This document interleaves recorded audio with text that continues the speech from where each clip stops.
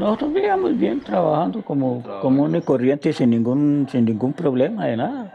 Todos trabajando común y corriente. Y yo pienso que, digamos, el conflicto empezó en el 87, en el 1987, cuando yo la verdad tenía muy pocos años.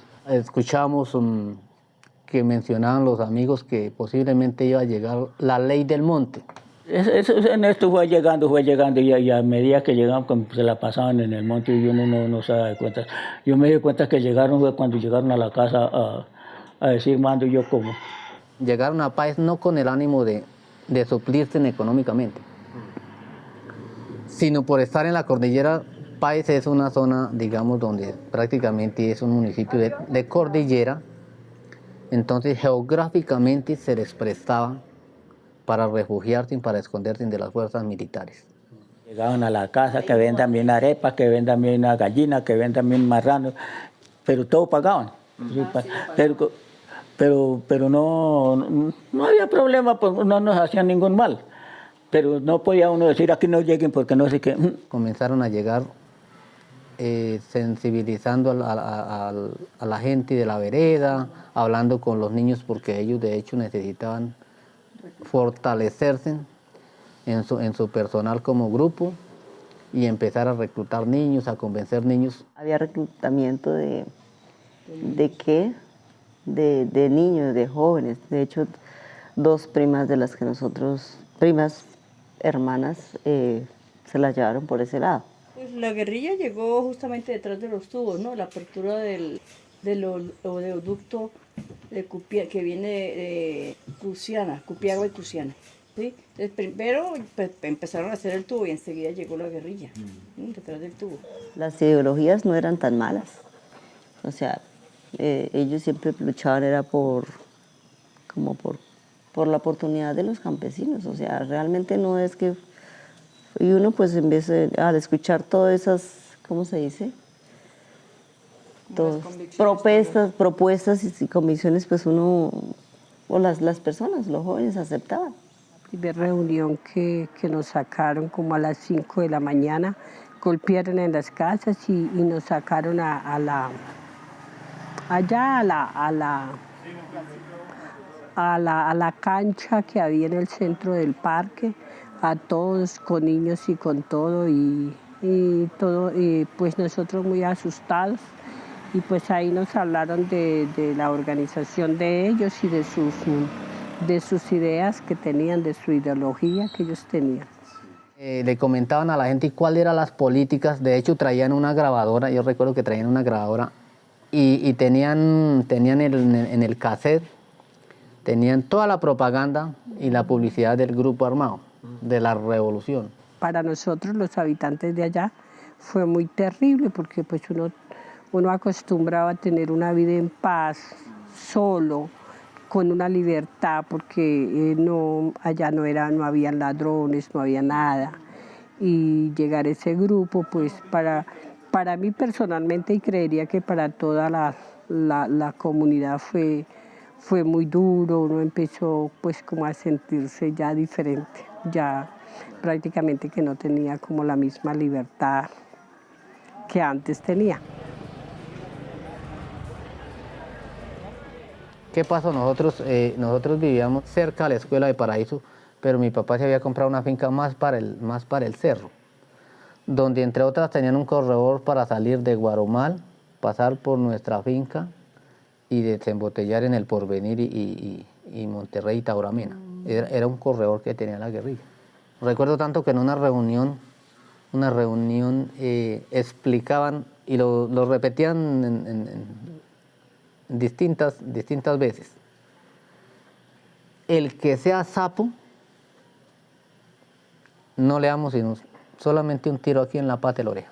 Llegó la guerrilla a la casa de mi papá y entonces llegó y el comandante preguntó, oiga, don Alfonso, ¿usted sabe algo del ejército? Entonces nosotros lo que sí sabíamos era que ya estaban llegando a la Paraiseña, más abajo. Iba uno que siempre iba sufriendo de una pierna, yo recuerdo que iba sufriendo de una pierna. Y tomaron limonada y el tipo se quejaba así un poco de la pierna. llevaba una ametralladora, como una M60, la llevaba aquí puesta, terciada, y los otros llevaban pues fusiles Galiles y pistolas. Pero nosotros nunca supimos que más o menos a 600 metros estaba una base militar del ejército metido entre la selva. ¿Llevarían qué? 10 minutos, 15 minutos andando después de que salieron de la casa, cuando escuchamos las ráfagas de fusil. Y obviamente les apuntaron, los dejaron entrar como a 200 metros, pero obviamente las balas cogieron efectivamente al que iba enfermo de la pierna y el que llevaba terciada la M60. Ahí quedó el tipo, lo mataron al guerrillero. El ejército duró 20 días ahí, en esa zona, ahí custodiando, pues pensaban que seguramente iba a seguir llegando guerrilla, no, pues efectivamente la guerrilla se fue. Pues nosotros seguíamos allá porque ¿para dónde íbamos a coger? A lo que ya no había presencia del Estado, llegó la guerrilla. Ese día nos habíamos ido con mi papi a sacar unos pescaditos. Y sí, llegamos como a las 5 de la tarde, lavados, mojados, porque pues obviamente el frío y el agua helada en ese páramo, que sí, de hecho sí es frío. Cuando yo volteo a mirar para atrás, llegaron 3 tipos. Llegó el famoso cotiza, dijo, venga patrón que lo necesitamos para hablar un asuntico aquí. Le pusieron unas esposas y lo llevaban. Recuerdo tanto que mi papi me dijo, Alvarito, venga, me acompaña. Me dijo así mi papá. El tipo que estaba recreando en la casa dijo, se estaba bajando, dijo no. Eran las 5:10 de la tarde. El tipo dijo no, hoy no puede salir nadie de aquí. Aquí la orden es que se quedan aquí en la casa hasta las 6 de la mañana. Yo seguí lavando los pescados y llevaría yo como 15 minutos lavando los pescados. Cuando escuché que retumbó así, cuando hay un balazo, pero entonces retumba en la selva. El eco, tac, y retumba en la selva.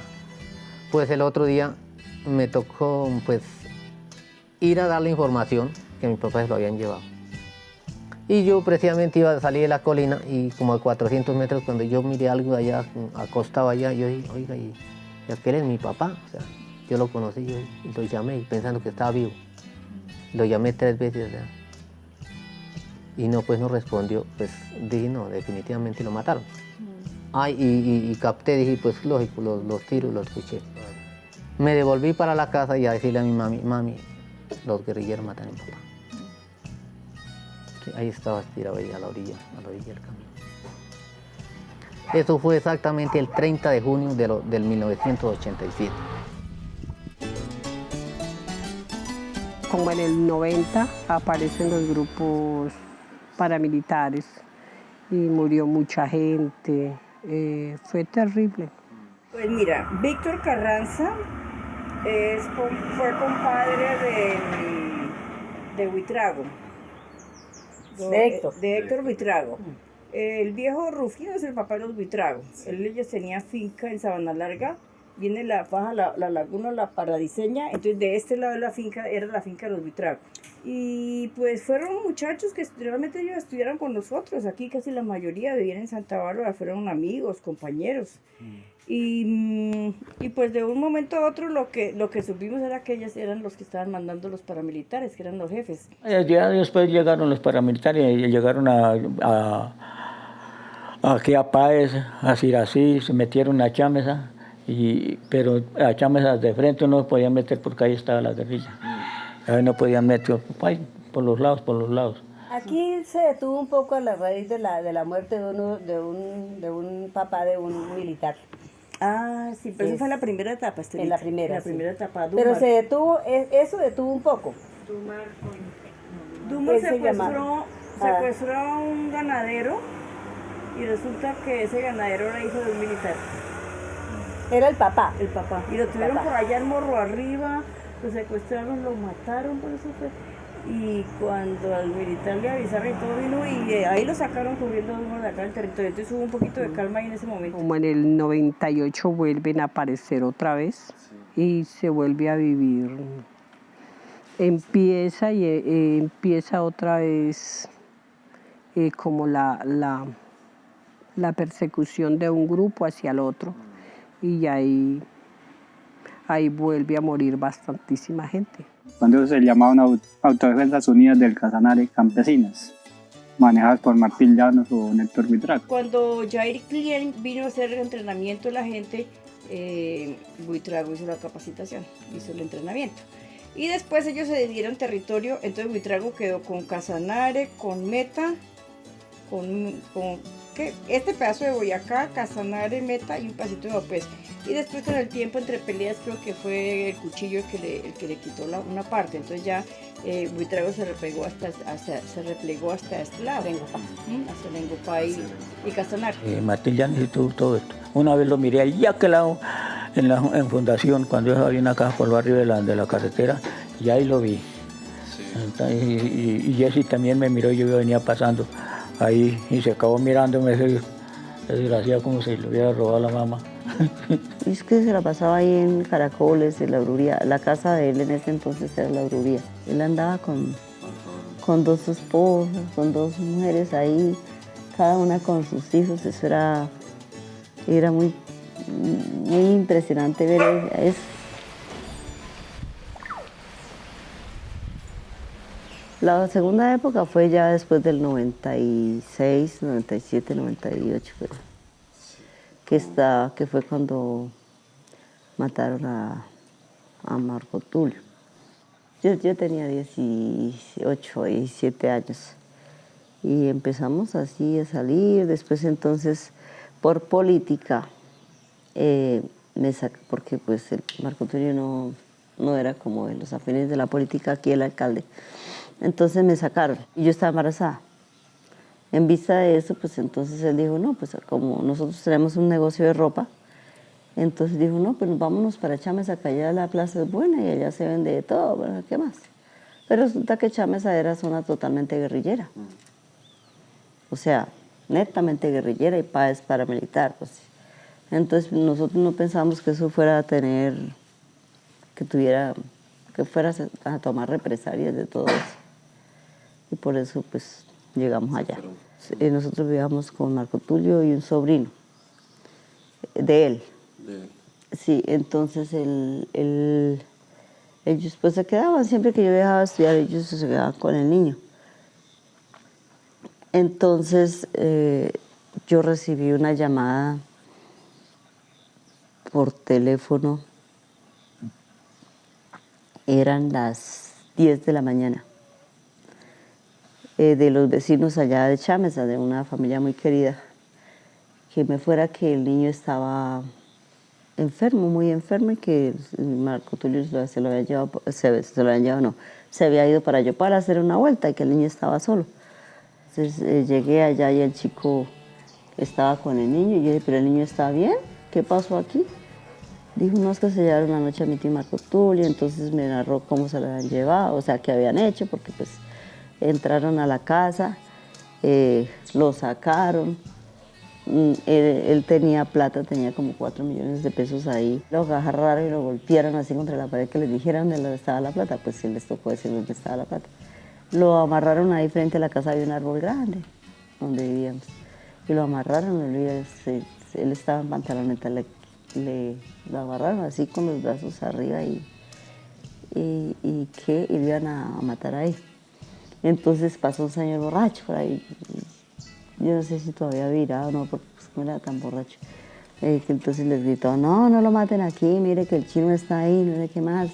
Y el hijo también ahí, investiguen a ver si iba que de verdad cometió algunos sí. Lo bajaron, le echaron un carro y se lo llevaron. La gente cuenta que a las 9 de la noche escucharon los disparos, ahí lo dejaron. La gente escuchó los tiros, pero igual nadie salía a esa hora a mirar nada.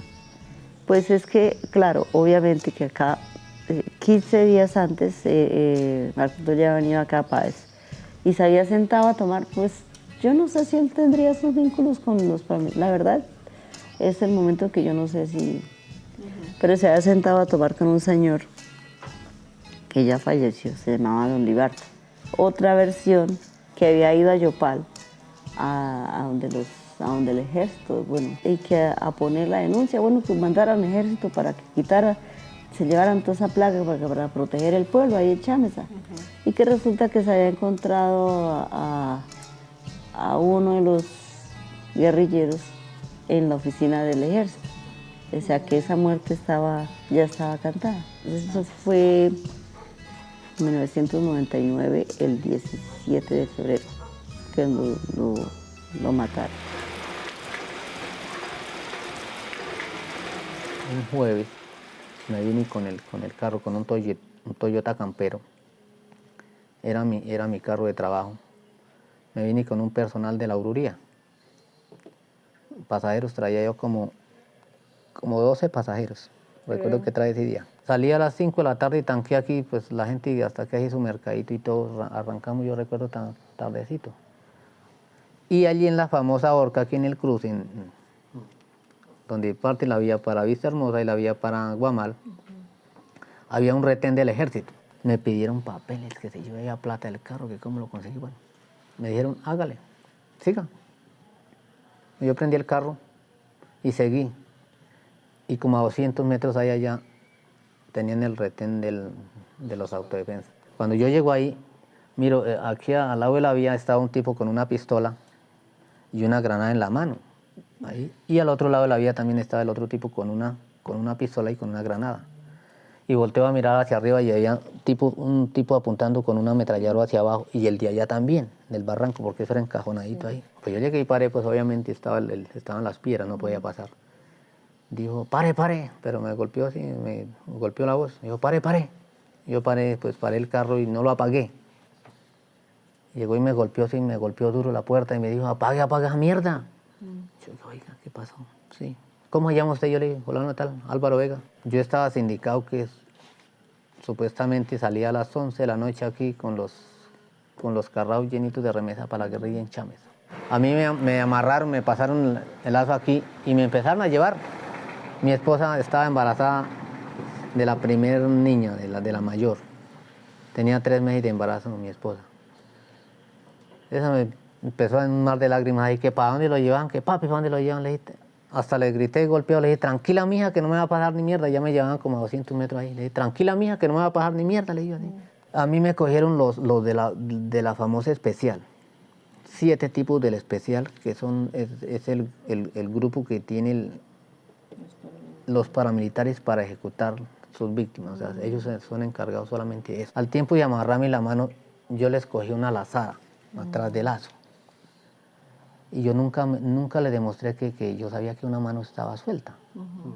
Pero yo tenía que hacerme las veces ahí de que yo estaba amarrado. No, yo siempre tendido atrás con la venda, por debajito de la venda me la levantaba para mirarlos así, por debajito de la venda. Entonces prendían la luz, iban me alumbraban, no, pues yo quieto ahí, supremamente quieto, como me dejaron ahí. Yo nunca les demostré que me les quería volar. Cada que los manes llegaban nuevamente y por ahí a sentarse, no sé, para coger por allá, me soltaba yo los pies a soltarme, pero duré más de 2 horas soltándome los pies. Se llegó un momento un silencio. Oye, pero no he escuchado absolutamente nada. Llegué y moví la camioneta un poquito así. Nadie respondió. O sea, nadie. Seguía el silencio. Nuevamente yo dije, no, pues aquí ya me voy a escapar. Me levanto la venda, la boto a un lado. Los pies estaban ya sueltos, allá quedó el gancho. Cuando pegué los primeros brincos, miré las luces de la iluminación de Campo Hermoso. Yo dije, voy para Campo Hermoso y Campo Hermoso está más abajo. Bueno, se llegó un punto donde dije, aquí, ¿para qué la vamos a coger? Para Monterrey, eso está minado de la misma guerrilla, de la misma para Miraflores, ni se diga. Si me vuelvo para la Aururía, ahí quedo embotellado. Yo y la única salida aquí es Campo Hermoso, Garagoa y Bogotá. Y yo no que llega a Campo al Alto, y ahí está el pueblo, o sea, me senté ahí en un andén y pues todo el mundo echó a mirar y estimaban cómo está vuelto, nada que más ver ahí. No, me preguntaban, ¿cómo llama usted? ¿De dónde? Yo le dije, no, yo soy de Páez, me pasó esto y la verdad necesito hablar con el comandante del ejército. O sea. Entonces ya el teniente de abajo, de Campo Hermoso, ya se comunicó con el de aquí, ¿sí? Y pues obviamente, efectivamente le dijeron que yo estaba allá. Yo me vine de allá en el 92. Era un almacén grande de víveres, vendíamos de todo. Y la guerrilla sí, claro, compró ahí. Entonces nos tildaron de colaboradores de la guerrilla. y iban a matar a mi esposo. Entonces, ahí tuvimos que salir para acá obligados. Fue difícil llegar acá a Páez con los chicos pequeños, no fue nada fácil. A pagar arriendo, a empezar prácticamente de nuevo. No fue nada fácil. Ya arrancamos una nueva vida, fue muy dura al comienzo, pero finalmente ya nos instalamos acá y personalmente quiero mucho a Páez. En el 2000, en junio del 2000, mi hermano, el anterior a mí, fue acusado, no sé de qué más, y a él lo desaparecieron. Lo desaparecieron en el trayecto de Miraflores a Páez, del carro de nosotros. Lo bajaron unas personas armadas y nunca más supimos de él. Lo bajaron en una parte que se llama el Acerrío. Ahí a este ladito del Acerrío, y nunca más supimos absolutamente nada de él. Tenía 40 años, padre de 6 hijos, padre de 6 hijos y dejando una esposa viuda. En el 2003 sale mi hijo mayor de 22 años hacia un pueblo de Chámeza con una buseta. La guerrilla supuestamente salió en el trayecto de Barriales a Chámeza, en un sitio llamado Mundo Viejo, y matan al conductor, a mi hijo, y queman la buseta, y supuestamente que por equivocación, porque eran otros, pero que habían caído ellos. Que según ellos pensaban que era el anterior conductor y el anterior auxiliar. Estaban señalados por colaboradores de los paramilitares. Me llamaron como a las 8 de la mañana y me avisaron por teléfono. Los rescataron y los trajeron a los dos hasta acá. Siendo el día 25 de marzo del 2003, 2 de la mañana, yo iba rumbo de Páez a Miraflores en la buseta, me bajaron en el puesto aquí que llamamos El Palón.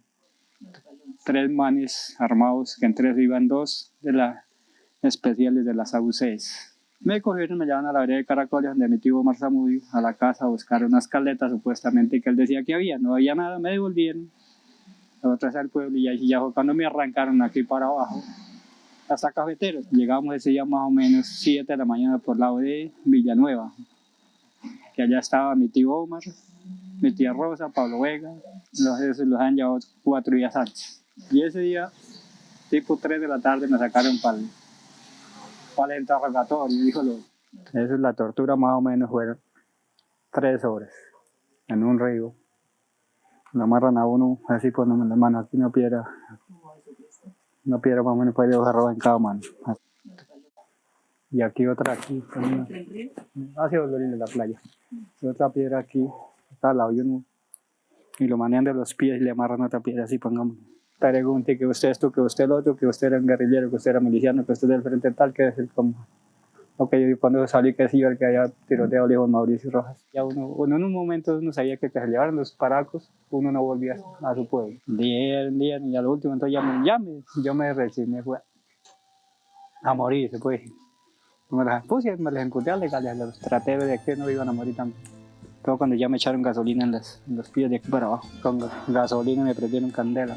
El día 3, el día que ya estábamos allá en Cautiverio, me trajeron a mí para Páez otra vez a dar la vuelta aquí, a buscar lo que ellos decía mi tío, pero no había nada, pues no se topó nada, me devolvieron. Por el camino me topé el señor comandante que se llamaba Checa. Él ordenó la orden del sol, que me soltaran porque yo no veía nada, que era inocente las cosas. Que tocaba que los de Páez, los 4 que éramos de Páez, Pablo Vega, Omar Zamudio, Rosa Vallejo y Wilson Roa, eran liberados por orden del patrón mayor, que era Martín Llanos. Porque así ya tocaba liberarles, ahí ya bueno, todo el mundo iba a bañarse, a cambiarse, y yo ya vuelto nada, mis piernas no podía parar de las quemaduras. Ahí un día pudieron, bien bueno, los de Páez, tipo 6 de la mañana, paren que los vamos a mandar para su pueblo. Mandaron parar Pablo Vega, Omar Zamudio, Rosa Vallejo Y el otro señor Wilson Roa, el miliciano, sí, qué pena, lo va a que se quede con nosotros, porque no lo podemos mandar. Entonces los pistis le dijeron, ¿por qué no lo mandan? No, porque es que él se rindió y iba a trabajar con nosotros. No hubo oportunidad de estudiar apoyar, pero al último día no, el man hasta que no se recupere no lo podemos mandar. Y ahí que yo y Pelate yo solo y ellos se vinieron. Estuvieron en las zonas del Casanare, siendo quemado, torturado, 50 días de cautiverio. Entonces sabemos que eso es grave la situación de uno estar en un conflicto armado de esa gente. Donde se ven muchas cosas, muchos amigos llegar en esos momentos, en esos grupos de torturas, de experiencias. Eso es temor a la vida. Eso sería por ese lado.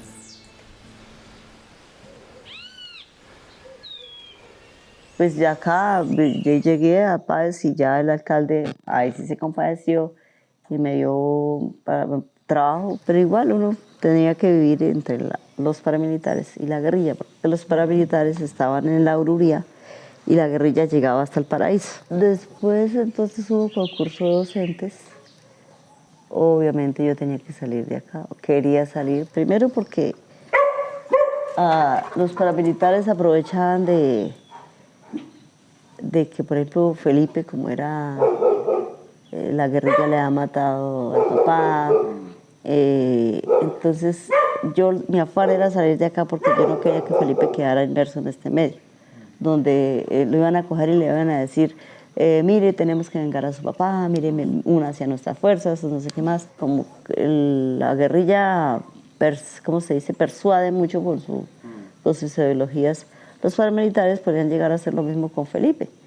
Ya cuando yo salí me mandaron, me dijeron, bueno, tu territorio era Paz, pero ahora no.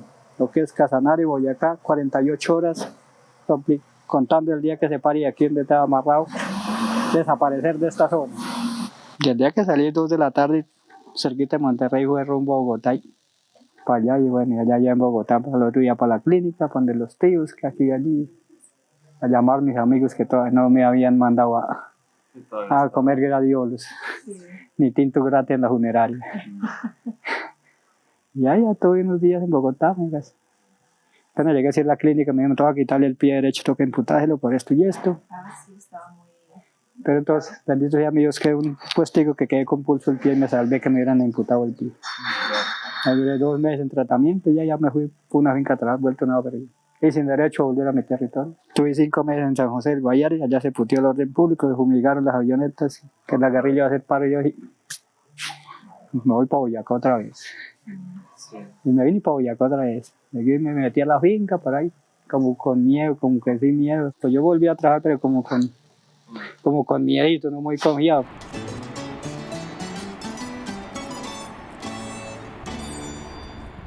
Cuando eso, el presidente era Uribe. Entonces se dio de cuentas de que la guerrilla y todo, y él como presidente y le estaban aprobando que él era el que había organizado los paramilitares y él como presidente estaba quedando mal. Cuando los cogieron aquí por el lado de la Ururía, Guamal, que es cuando les apretaron a Martín Llanto. De hecho, hubo una época de esas en que lo tenían rodeado, el ejército lo tenía rodeado. Tenían 1.500 hombres de los urabeños a darle candela a los butragueños. Como los butragueños no quisieron hacer la paz, entonces ellos venían mandados a eso. Uy, eso bombardearon allá se oían hasta allá, Miraflores arriba las bombas. Claro, no que cuando ellos habían reclutado gente como un puchica, incluso de aquí de Paz y de todas partes los tenían allá explosionándolos. Y entonces llegó el ejército y los arrinconó allá para el lado de la Ururía en esa cuchilla y allá los mataron a mucha gente, a muchos muchachos. Cuando empezaron a bombardearlos, ellos se subieron por ahí, en la finca de nosotros había como 100 paramilitares. Y llegó el ejército y los esquivó. Con tan mala suerte que había un secuestrado y fue uno de los muertos. Y lo que la gente cuenta es que bajaron toda esa gente corriendo y lo sacaron corriendo hasta el río, hasta que el río, imagínense, desde Morro Arriba hasta el río. Que unos se metieron a casa, se cambiaron de ropa, otros murieron. Cuando les dijeron, bueno, el que se pudo volar, el que se dejó coger. Los dejó matar porque nos los han cogido a bombardeo, todos los han encerrado. Decían que tenía sus lonadas de plata, que daba una de esas de plata que lo sacara de allá. Que el tipo ya no tenía comida ni nada y le tocaba, yo no sé cómo, pasarle porque al fin una noche lo sacaron por allá, por el río abajo, hacia el llano, por la ribera del río Upila. El ejército al que encontraron ahí lo pelaron. Hay mucha gente, muchos muchachos que estaban ahí se volaron como pudieron y madre, y se ofrecieron, y los que no. Por eso en esos montes del pie del cautor, todos allá es que hay morracos, cadáveres, huesos pues botados como...